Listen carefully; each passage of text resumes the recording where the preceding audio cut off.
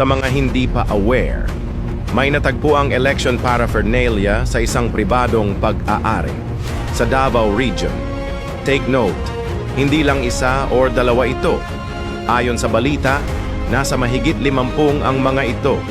Ngayon, ang tanong, paano yan nakalusot sa barangay at sa COMELEC? Pati kapulisan ng rehiyong yan.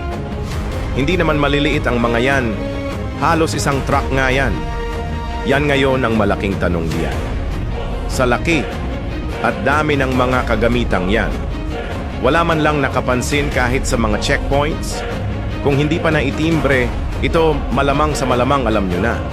Personally, naniniwala ako na hindi lang sa lugar na yan ang may ganyan. Kaya nananawagan ako sa mga concerned citizen. Kung may alam kayong ganito, ituro nyo na.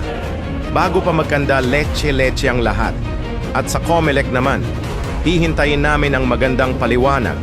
Yung maniniwala kami. Kasi sa dami at laki ng mga equipment na yan, hindi nyo man lang na-monitor na may nawawala sa inventaryo.